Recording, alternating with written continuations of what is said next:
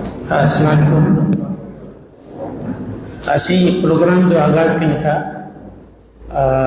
شام جو ٹائم سب کے سلام. اساں یہ جو پروگرام سائیں ولی رام ولب صاحب جے حوالے سے تھے پو سائیں جی پہری ورسی ہے. اساں ان پروگرام کے نمونے کرنے کی کوشش کئی سے تو ان میں کچھ گال بول تھے, کچھ ڈسکشن تھے, ترجمے کے حوالے سے گالیوں تھیں. کافی پڑھل لکھل جے سائیں جی کتاباں ترجمہ تھیں کھوڑ سرا ہیں. بيو اتھاں سائیں حارث خلیق صاحب سائیں جے ترجمے جی انتے ڳالھائيندا. سو اساں شروع تھا کہ پنجے پروگرام کے یہ پروگرام رتيو ہے حیدرآباد روشن خیال فورم ولی رام ولب ادبی سوسائٹی طرفاں یہ پروگرام منعقد تھے پيو. حیدرآباد روشن خیال فورم جا سائیں ایندا ہیں, سائیں آجیاں کندا مہمانن کے بھی آڈینس میں شامل تھندن کے بھی. ڈاکٹر حمید سومرو. سب کا پہلا تو سبنی آयल مہمانن جی بہنن جی بھائرن جی مہربانی ऐं خاص مہربانی जेके सीट जे आहिनि असांजा दोस्त हारिफ़ खलीक साहब जेको जो लेक्चरकार आहे ऐं साईं अजमल कमाल साहब जेको इन प्रोग्राम जी सदारत कंदो उन्हनि जी महिरबानी. हीउ जेको प्रोग्राम आहे तर्जुमे जी अहमियत साईं वलीराम वल्लभ जेको 29 अक्टूबर 2023 में देहांत करे वियो उन जी बरसी जे सिलसिले में यादगार लेक्चर आहे जेको हैदराबाद रोशन ख़्याल फोरम ऐं वलीराम वल्लभ अदबी सोसाइटी जे पारां मुनक़िद कयो पियो वञे. इहो ॿुधाईंदो हलां त असांजो जेको रोशन ख़्याल फोरम आहे 2022 में असां ठाहियो मुख़्तलिफ़ दोस्तनि गॾिजी करे ऐं 2 सालनि जे अरसे में उन 1 डज़न खां मथे जेको आहे सो मुख़्तलिफ़ मसइलनि ते प्रोग्राम कराया आहिनि. जंहिंमें जॾहिं रिपोर्ट आई 2022 उन ते असां 2-4 प्रोग्राम राॻीतो कराया मुख़्तलिफ़ इशूज़ ते. उन खां पोइ बलदियाती इदारनि जूं चूंडूं थियूं असां उन ते प्रोग्राम कराया. मुख़्तलिफ़ किताबनि ते बहस कराई. अहमद सलीम जो रेफरेंस करायो. मतारे डायरी जी जेल जी डायरी ते असां सेशन करायो. उन सिलसिले जी कड़ी ही अॼोको प्रोग्राम आहे ऐं फ़ैसिलो कंदड़ तव्हीं आहियो त असांखे असां जेको कयूं पिया उहो केतिरो ठीकु आहे ऐं उन खे अञा केतिरो बहितर करे सघिजे थो. ज़ाहिर आहे उन में तव्हांजा राया बि खपनि, तव्हां तजवीज़ूं बि खपनि. अॼु जेको आहे पाण ॿुधंदासीं. अॼु ॿी हिकिड़ी ॻाल्हि त असांखे रिवायत विझण पे चाहिए जेका नई हुई. टाइम जो क़दुरु कजे. असां इहे जेके बि प्रोग्राम कराया आहिनि इहे असां कोशिशि कंदा आहियूं त बिल्कुलु पंहिंजे टाइम ते थियणु घुरिजनि. टाइम न सिर्फ़ु हारिस खलीक साहब जो क़ीमती आहे बल्कि अबूबकर बुले साहब जो क़ीमती आहे, असांजे अदरनि जो क़ीमती आहे, असांजे न्याणियुनि जो क़ीमती आहे. ऐं हीउ प्रोग्राम असां 4:03 ते शुरू कयो आहे ऐं हिन प्रोग्राम में लेक्चरकार जो टाइम 45 मिंट आहे, 15 मिंट सदारती ख़िताब आहे ऐं 20 मिंट असांजा सवालनि जवाबनि जे लाइ मुख़्तसर ऐं असां 20 मिंट चांहि पींदासीं. ऐं हीउ प्रोग्राम 6 बजे जे अंदरि असां जीअं त वाइदो कयो आहे तव्हां सां असां इन खे 6 बजे ताईं ख़तमु कंदासीं. नई रिवायत विधी अथऊं, नई रिवायत खे वधाइणु चाहियूं था ऐं असां सभिनी खे गुज़ारिश बि कंदासीं त महिरबानी करे जॾहिं हिन प्रोग्राम केरु करे त ॿियनि जो टाइम जो ख़्यालु बि करे. 4 बजे जो टाइम ॾेई ऐं 5 बजे प्रोग्राम थिए, 7 बजे प्रोग्राम थिए. इन खां एतिराज़ करण जी ज़रूरत आहे. हिकु दफ़ो वरी तव्हां सभिनी भाइरनि जी भेनरनि जी महिमाननि जी मौजूदनि जी हाज़िरीन जी महिरबानी ऐं जेके हेॾे वॾे तइदाद में अची टाइम ते अची आओ. वॾी ॻाल्हि इहा आहे त टाइम ते अची आओ. सो तव्हांजा कुर्ब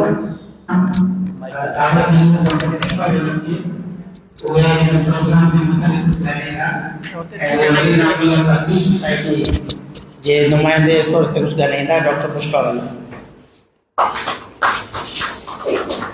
प्रोवाइड कयो.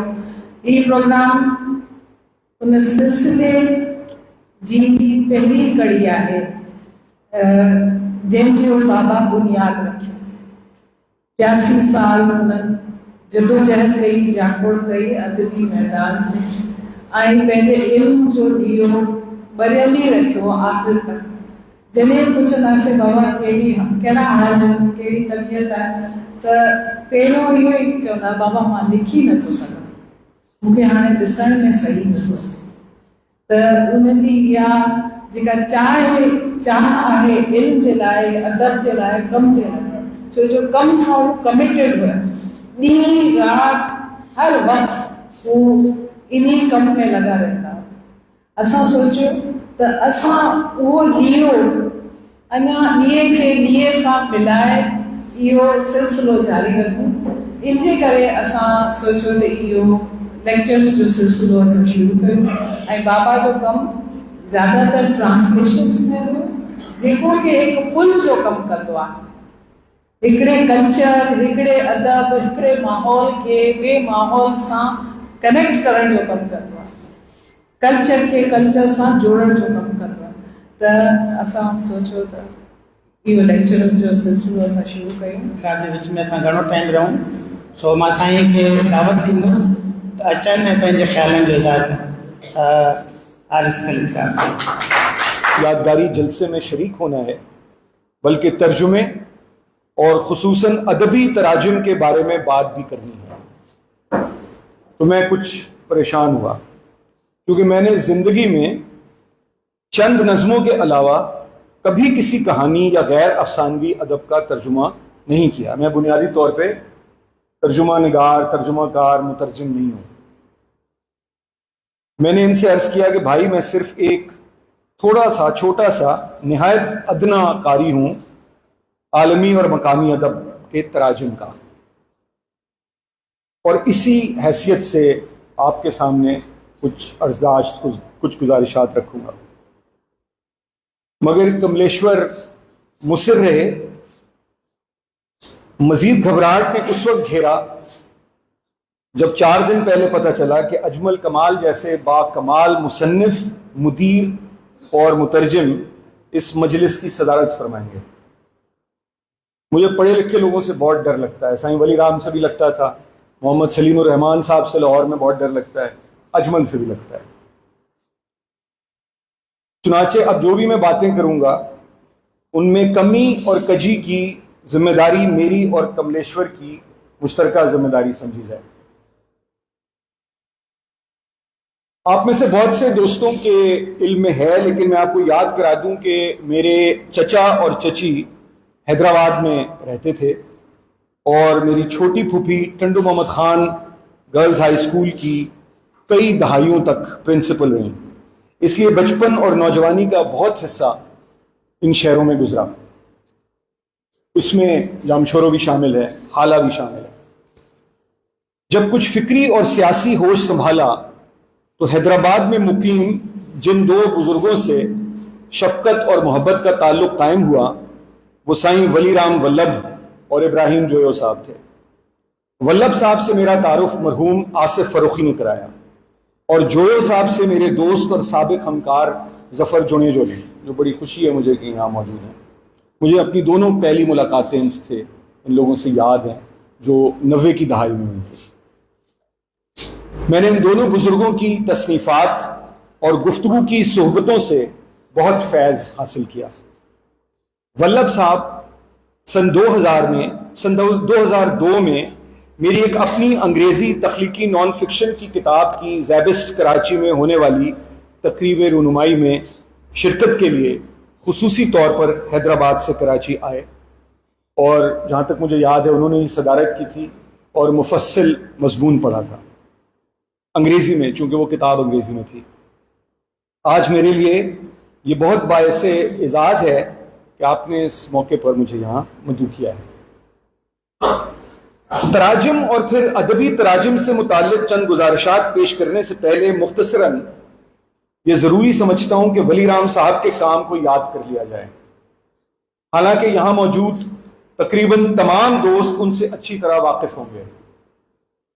1941 में चेल्हार थरपाकर में पैदा होने वाले बच्चे ने अपनी जवानी और अधेड़ उम्र तक सिंधी, उर्दू, संस्कृत, फारसी और अंग्रेजी पर यकसा अबूर हासिल कर लिया।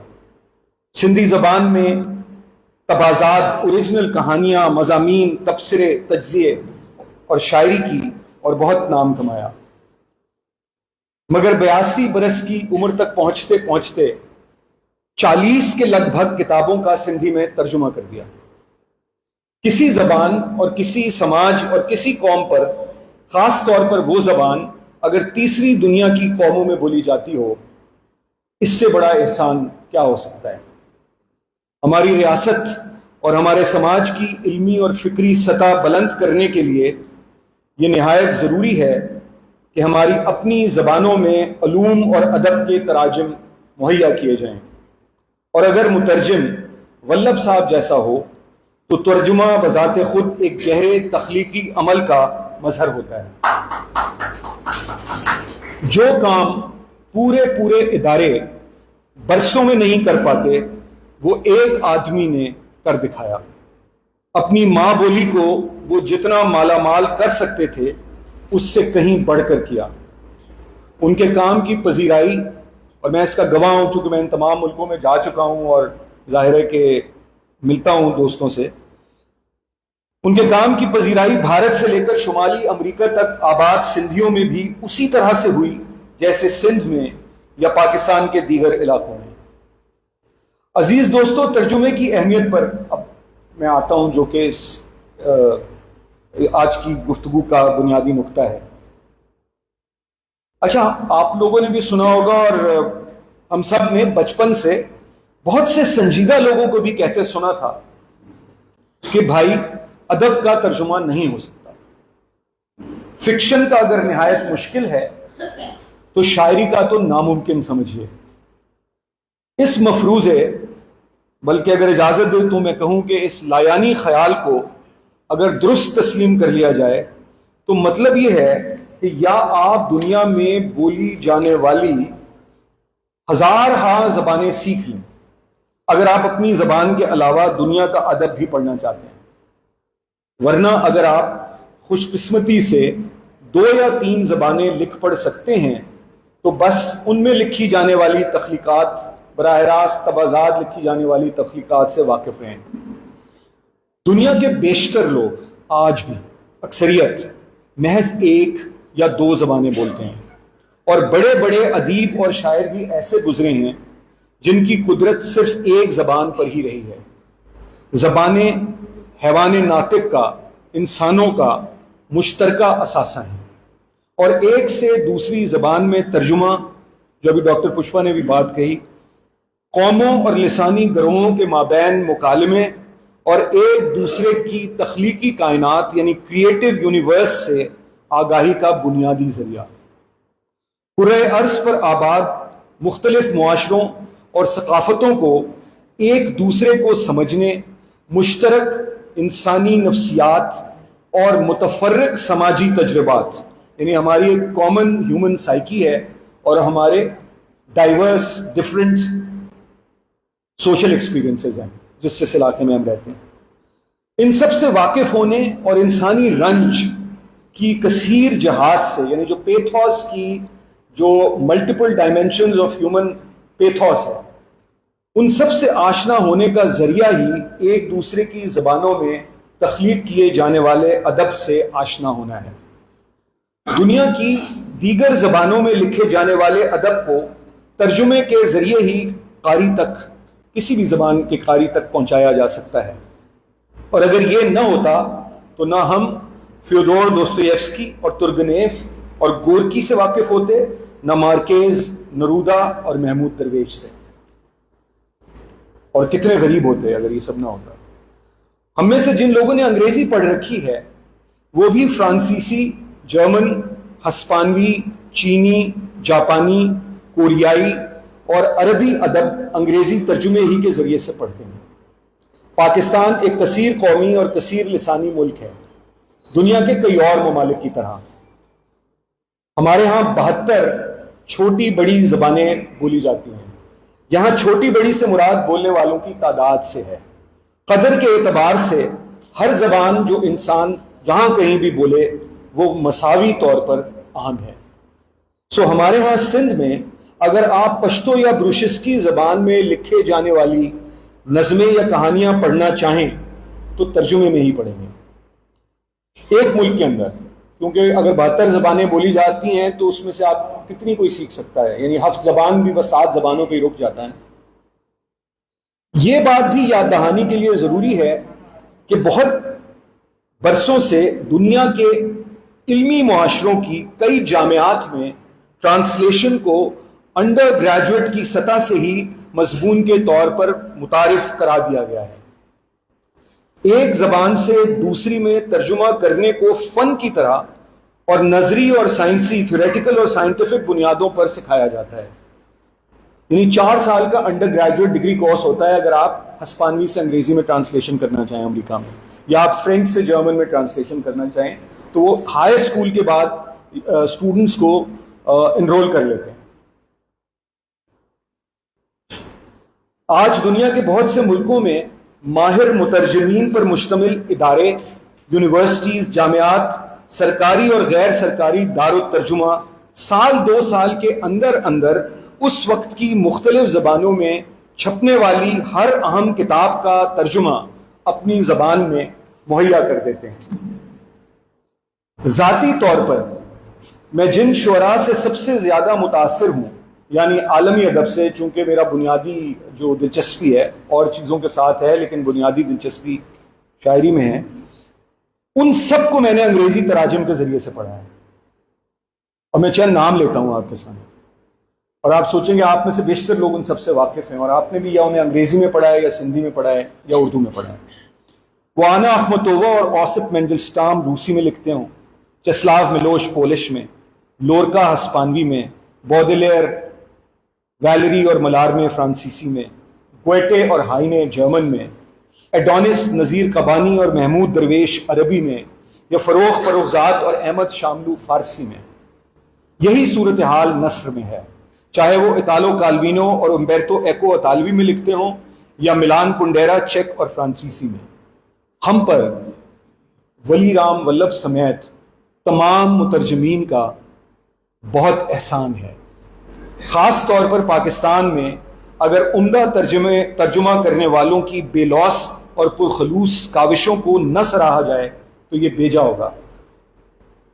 اجمل کمال تو یہاں موجود ہیں، لیکن اور بھی بڑے نام ہیں جنہوں نے اپنی زبانوں کی ثروت مندی میں، ان کی ویلتھ میں، ان کی رچنس میں اضافہ کیا ہے. اگر شاہ عبداللطیف بھٹائی جیسے بلند پایا شاعر کے ترجمے موجود نہ ہوتے تو لاہور سے لندن تک کتنے ہی ادب شناس محروم رہ جاتے ہیں.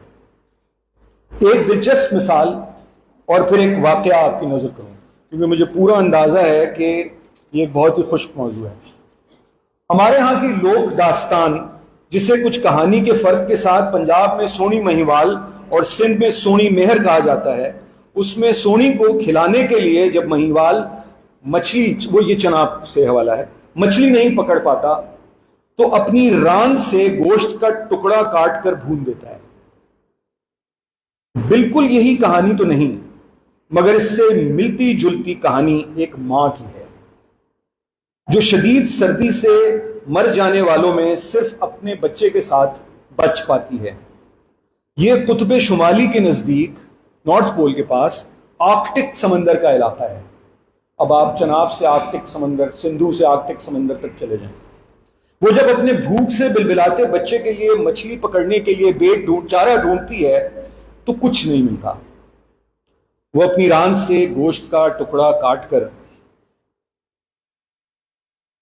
چارہ بناتی ہے اور چھڑی سے، جو مچھیروں کی چھڑی ہوتی ہے، اس میں لگا کر کنڈے سے مچھلی پکڑتی ہے. یہ مثال ہے کہیں بھی رہنے والے انسان کی اپنی محبت کے لیے قربانی اور ایثار کی، بنی نوع انسان کے مشترک جذبوں کی اور خیالات میں مماثلت کی. اچھا، جو دوسرا دلچسپ واقعہ یہ ہے کہ 1990 کی دہائی کے وسط میں ایک شدید ٹھنڈے ریل کے ڈبے میں بیٹھا ہوا میں مشرقی یورپ کے ایک شہر سے دوسرے شہر جا رہا تھا.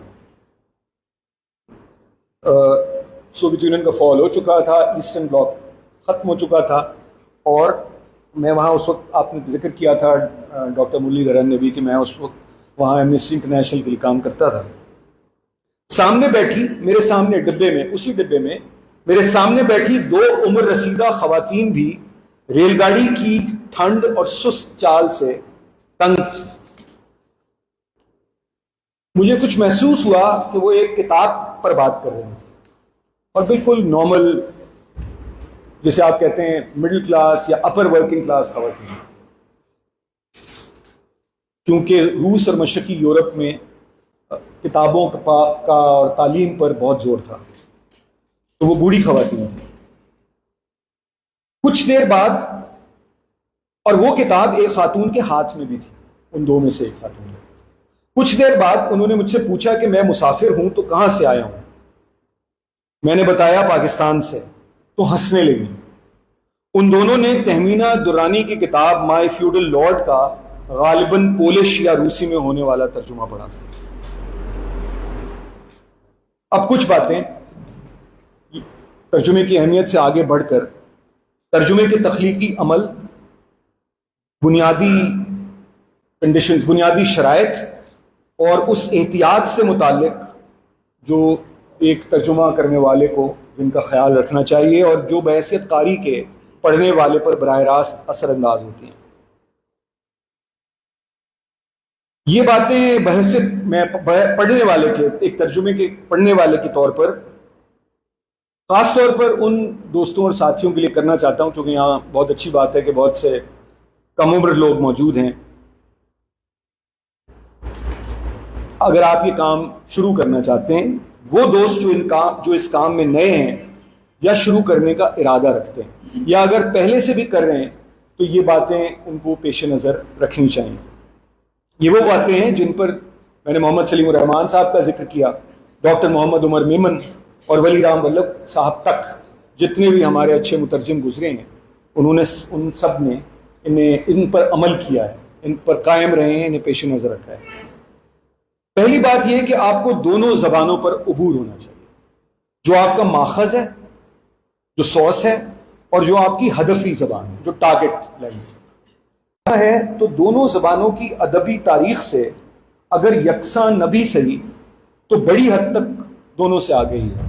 یہ ممکن نہیں ہوتا کہ اگر آپ پنجابی بولتے ہیں یا سندھی بولتے ہیں تو اسلوب یعنی اس کا سٹائل، فکر اور سیاق و سباق یعنی تھاٹ اور کانٹیکسٹ سمجھنے میں آسانی ہو، تو آپ اس کو پلیس کر سکیں جو کتاب آپ ترجمہ کر رہے ہیں، آپ کے اپنے ذہن میں بھی یہ بات ہو، اور جب آپ اسے منتقل کریں اپنی زبان میں یا کسی اور زبان میں اپنی زبان سے، تو وہ آپ کے ذہن میں ہو کہ آپ اس کیریکٹر کو سمجھ رہے ہیں اور اس کانٹیکسٹ کو سمجھ رہے ہیں اور اس تھاٹ پروسیس کو سمجھ رہے ہیں اور اس پرٹیکولر کلچر اور سویلائزیشن یا سب سویلائزیشن سے آگاہ ہیں.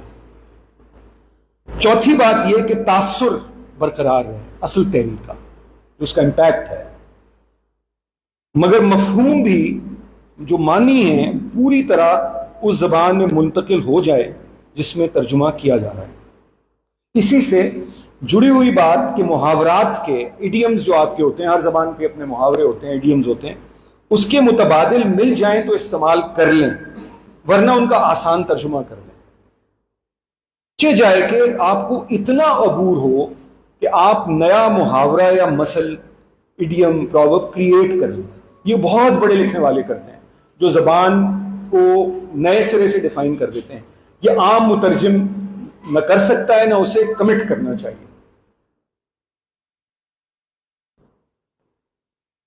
میں آپ کو ایک اس کی مثال دے دیتا ہوں، یہاں نہیں لکھی ہوئی، لیکن مشرف علی فاروقی صاحب کا جو پہلا ناول آیا ہے جس میں کچھ اکھاڑوں کا ذکر ہے، کیا نام تھا اس کا، میں نام ذہن میں، وہ بھی حیدرآباد سے ہی امریکہ گئے تھے، پھر وہ اب لاہور میں رہتے ہیں. تو ان کا انگریزی میں ایک ناول آیا، تو وہ بڑی میرے لیے حیرت کا باعث بنا کہ اس میں یہ جو اکھاڑوں کا ذکر ہے، جو کہ یعنی وہ چاہے لاہور میں ہوں یا مشرقی پنجاب میں ہوں یا سندھ میں ہوں، جو پہلوان ہیں، اور تو یہ ٹرمز کہاں سے اس نے انگریزی میں اتنی کلوز ٹرمز کہاں سے آئی. تو میرا اور ہمارے ایک اور دوست ہیں ماہر لسانیات عارف وقار صاحب، میری ان سے کافی اس پہ گفتگو ہوئی، تو ہم اس نتیجے میں پہنچے کہ جو گریک ٹریڈیشن ہے، یونانی ٹریڈیشن جو پہلوانی کا ہے، وہ بہت اس میں مماثلت ہے جو ہندوستان کا یا ہند و سندھ کا جو ٹریڈیشن ہے پہلوانی کا. تو اور گریک سے وہ ٹرانسلیشنز ہوئے ہیں انگریزی میں، اور جب آپ یہاں کے پہلوانی اور اکھاڑوں کے بارے میں انگریزی میں لکھ رہے ہیں تو تو آپ نے وہ مستعار لے لیے، تو وہ بہت ہی خوبصورت استعمال تھا متبادل محاوروں کا یا ٹرمز کا. محاورے کم تھے، اس میں تراکیب زیادہ ہے، اور یا داؤ پیچ یہ لگا دیا وہ لگا دیا، تو وہ تو ٹھیک ہے. لیکن اگر آپ کی زبان میں یا جس زبان میں آپ ترجمہ کر رہے ہیں اس طرح کے الفاظ موجود نہیں ہیں، تو اپنے بنانے سے قبل آپ ان کو سادہ الفاظ میں بیان کر دیں جو اس کا مطلب ہے. یہ میری ناچیز رائے ہے. پانچویں بات یہ کہ جو کلچرل مارکرز ہوتے ہیں، ثقافتی حوالے کہہ لیں انہیں، ان کو دھیان سے سمجھنا چاہیے، اور ایک سے دوسری زبان میں ٹرانسلیٹ کرتے وقت، منتقل کرتے وقت اگر وہ نہیں آپ کر سکتے تو اس حواشی میں فٹ نوٹ وغیرہ کی شکل میں وضاحت کر دیں. اس کی مثال ایسے جیسے ہم انگریزی میں جس کہتے ہیں اینوٹیٹ کرنا، یعنی اگر دیوالی کا ترجمہ انگریزی میں کر رہے ہیں تو دیوالی ہی لکھیں اور وضاحت کر دیں کہ یہ فیسٹیول آف لائٹس ہے، اور اس کا سبب، اس کی وجہ بتا دیں کہ کیوں منایا جا رہا ہے. کیونکہ اگر آپ دیوالی کی جگہ فیسٹیول آف لائٹس لکھ دیں گے تو یہ ایک ترجمے میں ایک بریک آئے گا، اصل سے مفہوم سے دوری پیدا ہوگی. چھٹی بات یہ ہے کہ ہر زبان میں بعض الفاظ خاص معنی اور تاثر پیدا کرتے ہیں، ان کا امپیکٹ ہی الگ ہوتا ہے. اس کی میں آپ کو ایک مثال دیتا ہوں. اگر آپ مہاراجہ رنجیت سنگھ کو شہنشاہ رنجیت سنگھ لکھ دیں، یا شہنشاہ اکبر کو ترجمے میں مہاراجہ اکبر لکھ دیں، تو تصور بدل جاتا ہے. البتہ ایک اور مثال ہے اس کی کہ انگریزی میں آپ شہنشاہ کی جگہ ایمپرر لکھ سکتے ہیں، مگر مہاراجہ کو آپ انگریزی میں مہاراجہ ہی لکھتے ہیں. یعنی خوشونت سنگھ نے جب مہاراجہ رنجیت سنگھ یا سکھوں کی تاریخ لکھی ہے تو اس میں وہ مہاراجہ ہی ہے، وہ ایمپرر آف پنجاب نہیں ہے، کیونکہ Punjab was not an empire. اب یہ باریک بات ہے، تو ہم یہ ترجمہ کر دیتے ہیں کہ جب راجہ دائر کو راجہ دائر ہی لکھیں گے. اس کو پھر آپ اگر وہ لفظ پڑھنے والے کے لیے جس زبان میں آپ ترجمہ کر رہے ہیں نامانوس ہے تو اس کی وضاحت کر دیں، لکھ دیں نیچے، گلوسری بنا دیں. There are so many ways. اگر آپ نے شمس الرحمان فاروقی صاحب کا ناول پڑھا ہو تو اس میں بہت ساری اینوٹیشن ہے، جس میں بہت سے لوگوں کو بہت اعتراض ہوا، چونکہ وہ تو اپنی مادری زبان میں ہی لکھ رہے تھے، لیکن جو حوالے انہوں نے دیے، کئی چاند تھے سر آسمان، تو وہ حوالہ جات ہیں. تو یہ ناول میں، فکشن میں ممکن ہے، یہ شاعری میں ممکن ہے، یہ باہر کی اگر آپ جو بہت اچھے ترجمے دیکھیں جن زبانوں سے آپ واقف ہوں، انگریزی زیادہ ہے ہمارے ہاں، لیکن کچھ لوگ ہمارے ہاں اور یورپین یا انٹرنیشنل لینگویجز بھی جانتے ہیں، تو آپ کو نظر آئے گا کہ اینوٹیشن کرنا، اس کے معنی کی وضاحت کرنا زیادہ امپورٹنٹ ہوتا ہے بجائے اس کے کہ آپ نیا لفظ گاڑ لیں جو اصل سے دور ہو. ساتویں بات خصوصاً شاعری سے متعلق، یہاں پیچیدگی جو ہے، زیادہ کمپلیکیشن ہے، وہ جانراز کی وجہ سے، جو مختلف اصناف ہوتی ہیں شاعری کی، اور علیحدہ علیحدہ پروسڈی ہوتی ہے جو عروضی نظام جسے کہتے ہیں، اس کی وجہ سے بڑھ جاتی ہے نثر کے مطابق، پروز کے مقابلے میں. ایسا پابند شاعری کے سلسلے میں زیادہ ہوتا ہے. جیسے آپ وائی لکھ رہے ہیں، یا اگر آپ سر لکھ رہے ہیں اور اس میں ایک میٹر ہے، اسی طرح پینٹا میٹر، آئمبک میٹر انگریزی کے، وہ بہت ہم سے مختلف میٹرز ہیں. تو اب کیا کریں آپ اسے؟ اس میں جو یہاں کا ہے، پنگل ہے، سر ہے، اور عربی پر مبنی علم عروض ہے جس کا میں نے ذکر کیا، جو بذریعہ فارسی ہم تک پہنچا، ان سے استفادہ کرنے والی زبانوں کا میٹر میں، بحر میں ترجمہ کرنا آسان ہے. جیسے شیخ ایاز نے آفاق صدیقی کی مدد سے شاہ لطیف کا اردو ترجمہ نظم موضوع میں کیا ہے، یا فہمیدہ ریاض نے دیوان شمس تبریز کی منتخب غزلوں کا ترجمہ کیا ہے، وہ اسی بحر میں. مگر انگریزی یا جرمن سے ایسا کیا جانا آسان نہیں. مثال کے طور پر ایک ہمارے ہاں تجربہ ہوا، Ajmal can correct me if I am wrong, Abdulaziz Khalid صاحب نے کچھ ویتنامی سے انگریزی اور پھر انگریزی سے اردو میں ہوچی مین کی نظموں کا ترجمہ کیا، تو وہ آزاد نظم میں کیا. تو ایک چھوٹا سا کنفیوژن یہاں دور کرنا ضروری ہے کہ ہمارے ہاں جو آزاد نظم میں یہ تجربات ہوئے ہیں، اردو میں بھی ہوئے ہیں اور ہماری اور زبانوں میں بھی ہوئے ہیں، مگر لوگ آزاد اور نثری نظم کے فرق کو، بہت سے لوگ، ظاہر ہے جو شاعر ہیں ان کی بات الگ ہے، جو اس فن کو استعمال کرتے ہیں، اس میں فرق نہیں کر پاتے آج بھی.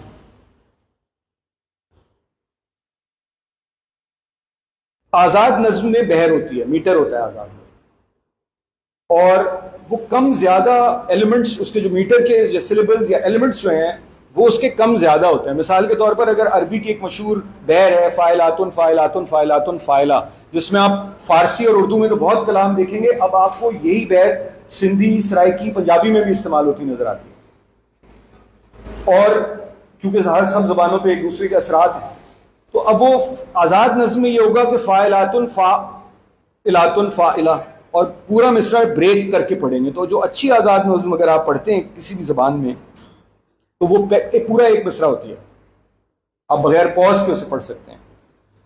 یہ کام بھی بہت مشکل ہے. یا آپ ایک آزاد نظم کو آزاد نظم کی شکل میں ڈھال دینا، یا جو ان کا میٹر تھا، جو دیگر زبانوں کا میٹر تھا، اس کو ٹرانسلیٹ کرنا آزاد نظم ہے. میری ناچیز رائے میں جو زبانیں جن میں لنگوسٹک افینٹی جسے کہتے ہیں، لسانی قربت اتنی نہیں ہے جیسے ہمارے انڈو گینجیٹک پلین کی زبانوں میں ہے، جو اجنبی زبانیں ہیں کسی حد تک، ان کی شاعری کا مفہوم اگر نثری نظم کی صورت میں یا نثر کی صورت میں زیادہ تاثر قائم کرتا ہے تو بہتر ہے کہ مفہوم کو قربان نہ کیا جائے، آپ اس کو نثر میں ہی ٹرانسلیٹ کریں، چاہے مصرے توڑ کے لکھیں، یا جیسے فرینچ نے ایکسپیریمنٹ شروع کیا تھا اب ہر جگہ ہے کہ پیراگراف کے پیراگراف ہیں، جو پابند ان کے جانراز ہیں، سونٹس ہیں یا دیگر میٹرز ہیں، تو ان کا بہتر یہ ہے کہ اس کا جو ایسنس ہے اس کو آپ اگر نہیں ٹرانسلیٹ کر سکتے اپنے میٹر میں، اپنی پروسیڈی میں، تو نہ کریں.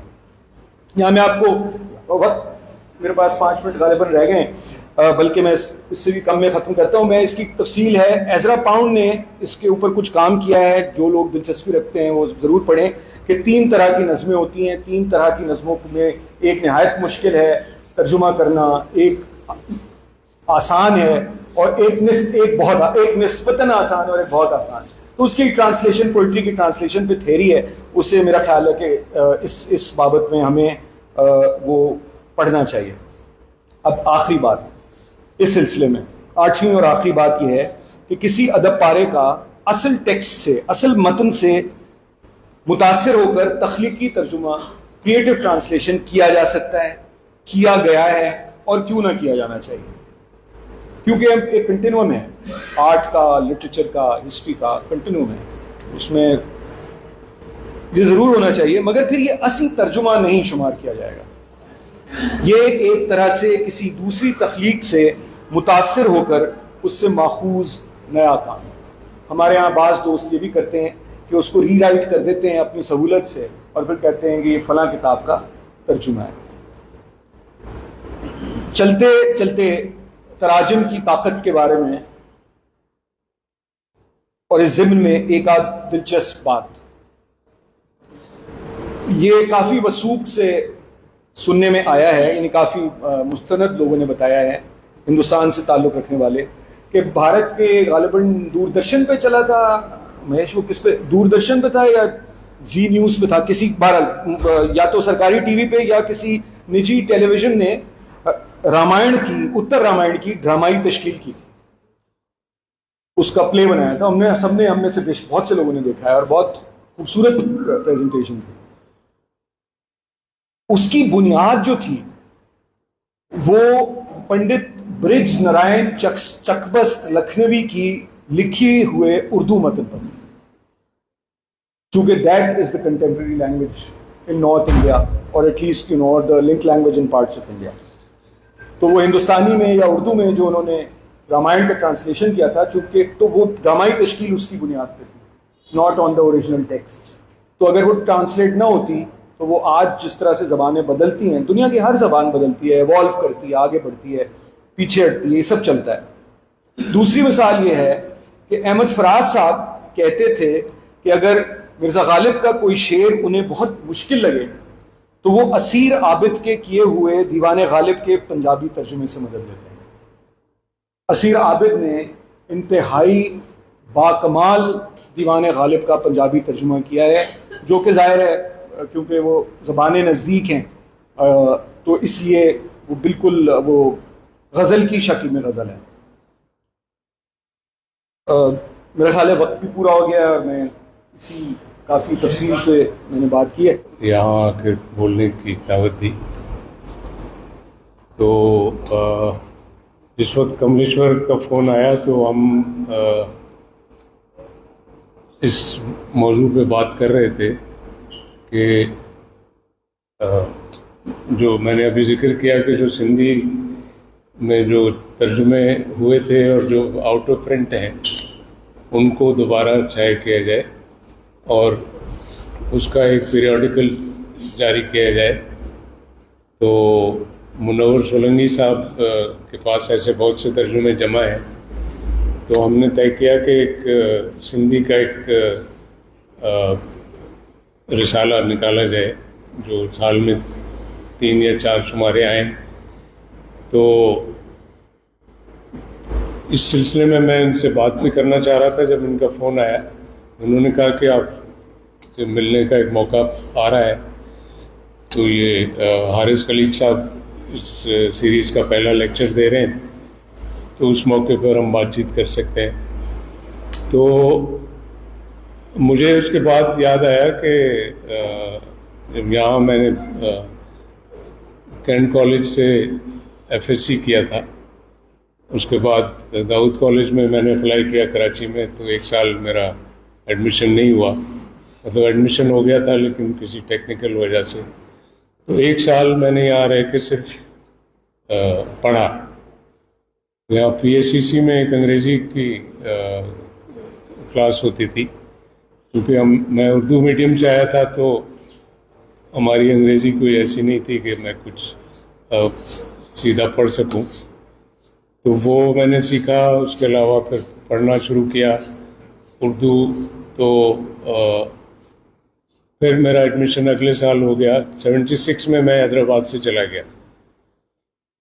तो कराची पहुंचने के बाद मैंने जैसे उर्दू की बहुत सारी चीज़ें डिस्कवर की, तो सिंधी की भी की। तो सिंधी के जो उस वक्त के रिसाले थे और जो किताबें थीं, उसमें फौरी तौर पे मुझे वली राम साहब के काम से वाकफियत पैदा करने का मौका मिल गया। तो उस ज़माने में तो मतलब हम कराची से हैदराबाद हर हफ्ते आया करते थे। तो मैंने उनसे मिलने के लिए एक तरीका सोचा जो मैं भूल चुका था, फिर मुझे याद आया कमलेश के फ़ोन के बाद, कि हमने एक शाम तर्जुमा के नाम से एक महफिल मुनक्किद करने का फ़ैसला किया। और उसकी दावत लेकर मैं और मेरे दोस्त सईदुद्दीन हम वली राम साहब के पास पहुँचे। तो वो काफ़ी हैरान थे, क्योंकि लतीफ़ाबाद से कोई इस तरह की शिरकत की दावत लेके नहीं आता होगा। तो वो कर बहुत खुशी से तैयार हो गए और उन्होंने फिर उस महफिल की सदारत की। तो उन्होंने मुझसे पूछा कि आपने सिंधी कहाँ सीखी, क्योंकि जिस ज़माने में मैं स्कूल में पढ़ता था तो सिंधी का मजमून नहीं पढ़ाया जाता था उर्दू मीडियम स्कूल्स में। तो मैंने स्कूल में सिंधी नहीं सीखी थी। तो मैंने उनसे कहा कि बस ऐसे पढ़ते पढ़ते सीख ली जैसे आपने उर्दू सीख ली। तो वो मुस्कुराए, जो फिर मुस्कुराहट फिर सारी ज़िंदगी साथ रहने वाली थी। तो वो कहने लगे कि मैंने तो उर्दू में MA किया है। तो मैं ज़ाहिर है बहुत शर्मिंदा हुआ। तो मैंने कहा नहीं, मैंने तो इस तरह की कोई चीज़ नहीं की, मैंने तो सिर्फ किताबें पढ़ के थोड़ा थोड़ा सीखा है। तो उसके बाद से ये लेट 70s की बात है, मेरे ख्याल 78 या 79 की। उसके बाद से इनसे मिलना शुरू हुआ और इनकी और मेरी एज में कोई 17-18 साल का फ़र्क था। और उन्होंने यानी फौरी तौर पर एक मेंटोर का दर्जा हासिल कर लिया कि एक तो अपना वक्त देना। तो उनसे कोई भी मुलाकात जो है वो कोई 4-5 घंटे से कम नहीं होती थी। तो शम्स चैम्बर्स में हम जाके बैठ जाते थे और अंदर से चाय आती थी, खाना भी आता था। अब वो जो भी उनकी घर की ख़वातीन जितना भी मेहनत करती हूँ उस पर, तो लेकिन हमारा सिलसिला नहीं टूटता था। और फिर उन्होंने अपनी लाइब्रेरी हमारे लिए खोल दी। तो मुझे बाद में पता चला कि वो सलूक उनका सिर्फ मेरे साथ नहीं था, वो मेरे जितने दोस्त उनसे मिले, कुछ मेरे रेफरेंस से और कुछ अपने तौर पर, उनमें से हर एक से उनका इस तरह का एक रिश्ता बन गया। तो उन्होंने बग़ैर कहे और अपनी जो स्टडी में शरीक करने से मुझे ये बताया कि ये जो इस तरह की जो महफ़िलें हैं वो कोई ज़्यादा कारामद चीज़ नहीं है, क्योंकि कारामद चीज़ वो है जो आप अपने अकेले में करते हैं, तर्जुमे का काम, जो दूसरा आदमी जो है वो अब अकेले में पढ़ता है उसको, तो वो असल कम्युनिकेशन है। और जो कागज़ पे हो वो फिर रहता है। तो इस तरह से फिर वो इस रिसाले का भी आइडिया पैदा हुआ। फिर इसके बनाने में इसका जो पूरा सब कुछ उनका मुकम्मल ताउन रहा। तो मैंने ये फैसला किया था कि जो मुझे सिंधी किताबों की प्रिंटिंग बहुत पसंद थी, जो उस वक्त लेटर प्रेस से छपते थे नस्ख में और टाइप में, वो जो मेटल टाइप होता था, तो जो उर्दू में उसका रिवाज नहीं था। उर्दू में सारे लोग किताबत करते थे और ऑफसेट से छापते थे, तो वो उस सब में उन्होंने बहुत हेल्प की। मेरी मुलाकात ज़फ़र हसन साहब से करवाई, उनका परफेक्ट प्रिंटर्स था, तो आधा काम वहाँ हुआ। उसके बाद फिर जो कंपोजिटर था वो चला गया, तो फिर हमने सोनी प्रिंटर में तारिक अशरफ साहब के यहाँ शिफ्ट किया। तो इस तरह से वो शुरू हुआ और वो ज़ाहिर है कि वो चल नहीं सका। वो 1981 में हमने वो पहली किताब निकाली थी आज की, और उसके बाद उसको दूसरी किताब आने में कोई 6 साल लग गए। तो 87 में फिर उस वक्त तक मैं कराची में जॉब शुरू कर चुका था, और तो दूसरी किताब निकली। लेकिन फिर 89 से हमने इसको बाकायदा निकालना शुरू किया, एक यानी सहमाही रिसाले के तौर पर। तो ये जो पूरा अरसा गुजरा है, यानी लेट 70s से लेके और 2021 तक, जब मेरी उनसे आखिरी बार मुलाकात हुई, तो मतलब वो मुझे गाइड करते रहे। तो और तर्जुमे का भी ज़ाहिर है कि मुझे उनके तर्जुमे पढ़ के शौक़ हुआ कि उर्दू में भी इस तरह की चीज़ होनी चाहिए। तो उनका यानी खुद मेरी अपनी जो ज़िंदगी है उस पर बहुत गहरा असर है, और मुझे मालूम होता है जितने लोगों से मेरी बातचीत हुई है, जितने लोगों की जो लोग उनके कांटेक्ट में आए हैं, उनकी ज़िंदगी पे भी उनका गहरा असर है। और उसमें जो सबसे उनसे करीब लोग थे, यानी जो उनकी औलादें, उनकी जिस तरह से उन्होंने परवरिश की है, तो मालूम होता है कि वो यानी वो उनकी बेस्ट तख्लीक़ात हैं। तो जो उनकी औलादें और अब उनकी तीसरी जनरेशन, उन सब की शख्सियत को यानी निखारने में वलीराम साहब का रंग नज़र आता है। आप इनसे जब मिलते हैं, कमलेश साहब तो खैर उनकी सूरत भी मिलने लगी है बहुत ज़्यादा जब से उनके बाल उड़ने शुरू हुए, तो उनको देख के, लेकिन ये कि उन सब की जो ज़िंदगी के फ़ैसले हैं और जो लोगों के साथ रख रखाव है, तो वो मालूम होता है कि उन्होंने बिल्कुल अपनी ज़ात का एक तरह से तर्जुमा किया है इन सब लोगों ने। तो ये तो बहरहाल ये एक खुशकिस्मती की बात है कि उनसे इतने अरसे तक मिलने का मौका मिला। तो یہ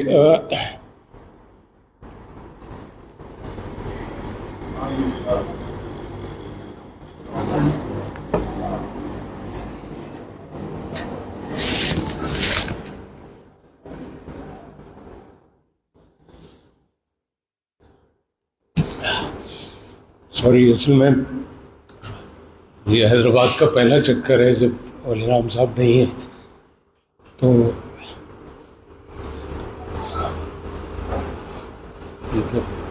ہم سب کو ان کو یاد کرنا چاہیے، اور اب ہم یہ پروجیکٹ شروع کر رہے ہیں تو اس میں آپ سب لوگوں کو ساتھ دینا چاہیے۔ اجمل صاحب کی باتوں سے کہ شام میں ترجمہ، بات پرانی ہے مگر ایک آج شام ہم نے کی، میرے خیال میں شامیں ہونی چاہیے۔ کتابیں پڑھ کے بھی سندھی سیکھی جا سکتی ہے، انہوں نے سیکھی، اور ولی رام ولبھ صاحب نے لائبریری کھول دی، اور وہ سب کے لیے میں بھی جب میری دعا سلام ہوئی پہلے، پھر ہم رشتے میں وہ دعا سلام تبدیل ہوئی، تو میں بھی ان کی لائبریری میں جاتا تھا، اور وہ مجھے کہتے تھے ہاں دیکھ لو کتابیں، پھر بھی وہ دیتے رہے ہمیں، جب بھی ہم جاتے تھے کوئی نہ کوئی کتاب دے دیتے تھے کہ جا کے پڑھو، تو وہ یہ ہمیشہ کرتے تھے۔ خانمہ دعوت دی دوست ڈاکٹر کملیشور تھے، واٹ آف تھنگس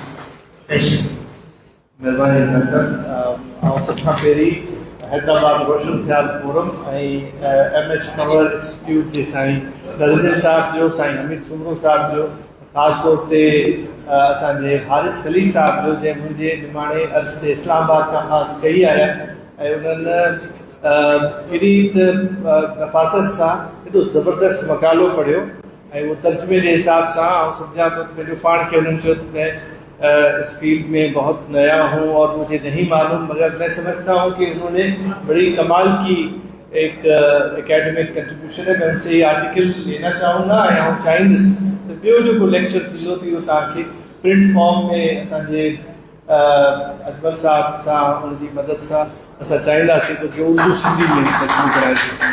ب ننढियूं ॻाल्हियूं मां ज़रूरु चवणु चाहींदुसि۔ सभ खां पहिरीं हिन प्रोग्राम जी लेक्चर सीरीज़ जे हवाले सां मुंहिंजी भेण डॉक्टर पुष्पा साहिबा वज़ाहत सां ॿुधायो त असां इहा सोसाइटी छो क़ाइमु कई आहे, असां छा था चाहियूं, उहो बिल्कुलु धारेजो साहिब जी जेका ॻाल्हि हुई उन जी लॉजिक सॼी ज़हन में पुछा हुई त असां चाहियूं था त सिंधी डिपार्टमेंट किथे बि कराची, लतीफ़ यूनिवर्सिटी या सिंध यूनिवर्सिटी में हुजे त उते जे शागिर्दनि उस्तादनि सां गॾिजी के अहिड़ा तर्जुमे जे हवाले सां जेके तनक़ीदूं आहिनि, जेके नसीर मिर्ज़ा साहब असांखे ॻाल्हि चई, जेका थोरी देरि पहिरीं साईं AI जे हवाले सां जेका ॻाल्हि चई, असल में क्वालिटी जेका ट्रांसलेशन आहे उन जे हवाले सां असां MH पावर इंस्टीट्यूट में या सिंधी डिपार्टमेंट में किथे बि असां अजमल साहब, असांजा हारिस खलील साहब तमामु रिसोर्सफुल माण्हू आहिनि। ह्यूमन कैपिटल के हवाले से वो सभी उन मानन के सुञाणीनि था, वो पाण बि वक़्तु कढी सघनि था त असां पंहिंजी सिंधी ॿोली जे लाइ उहे तर्जुमेनिगार जेके मौजूदु आहिनि उन्हनि जी क्वालिटी ते कमु कनि, उन ते असां खोड़ तनक़ीद करियूं था त उन जो तर्जुमो निहायत नाक़िस आहे। सभु कुझु इहे ॻाल्हियूं ठीकु आहिनि, पर उन्हनि नाक़िस तर्जुमेनिगारनि जे लाइ असां छा कयो आहे? वक़्त जी ज़रूरत इहा आहे असां उन्हनि जे लाइ को प्लेटफॉर्म मुहैया करियूं। उहो मुंहिंजे ख़्याल में असांजा सभु इदारा ऐं असां सभु सगारा भयूं कहिड़ी तरह सां उन्हनि जे लाइ मदद करे सघूं था। तनक़ीद असां तमामु घणी था करियूं, पर उन जे लाइ असां छा था करे सघूं? तर्जुमे जे हवाले सां बाबा हिकिड़ी ॻाल्हि चवंदो त तर्जुमे जी मुशाबित हिकिड़ी it's like a weapon, it might be faithful और ब्यूटीफुल। तो जेको ॻाल्हि वर्ड बाय वर्ड पे हली त आया शाह अब्दुल लतीफ़ जी शायरी जो या कंहिं जो वर्ड बाय वर्ड यानी फेथफुली ट्रांसलेशन कजे या ब्यूटी के साथ बाबा की लाइब्रेरी में, और हम उस लाइब्रेरी में बहुत सारे ऐसे काम जो हमने सोचे हैं ऐं उहे कम आहिनि जेके असां कम्यूनिटी लाइ, असां पंहिंजे सिंधी अदब जे लाइ जेके हू कम न करे सघिया आहिनि उनखे कीअं अॻिते खणी हलूं, उनमें तव्हां सभिनी जे साथ जी ज़रूरत आहे। ऐं साथ इहो ई आहे त वक़्तु ॾियणो आहे ऐं असां सभिनी जा जेके रिसोर्सिस आहिनि मां थोराईंदो आहियां सिंधी डिपार्टमेंट जे उस्तादनि जो, इकोनॉमिक्स ऐं फिलॉसफी सिंधी यूनिवर्सिटी जे हर डिपार्टमेंट में मां कोशिशि कई आहे, मां चकर लॻाया, मां वियो हुउसि ऐं उहे आया सभु उहे प्रोफेसर्स ऐं उन्हनि चयो त असां पंहिंजे शागिर्दनि खां इहे सभु शयूं कराइण जी कोशिशि कंदासीं। त मां आयल सभिनी महिमाननि जो शुक्रगुज़ार आहियां तहे दिलि खां। उन्हनि पंहिंजो वक़्तु कढियो। साईं ज़फ़र साहिब हिते मौजूदु आहिनि, नसीर साहिबु आया, केतिरा ई मुंहिंजा भाइर मुंहिंजे असांजे हिन निमाणे सदर ते हैदराबाद रोशन ख़्याल फोरम ऐं MS पवर सोसाइटी जे हेॾी प्लेटफॉर्म ते तव्हां सभु आहियो। तव्हांजी वॾी वॾी महिरबानी। तव्हां हिते अची इहो तमामु साबित कयो आहे त तव्हां सभु सीरियस आहियो, सिंधी अदब जी तरक़ी लाइ कुझु करणु चाहियो था। तव्हांजी महिरबानी।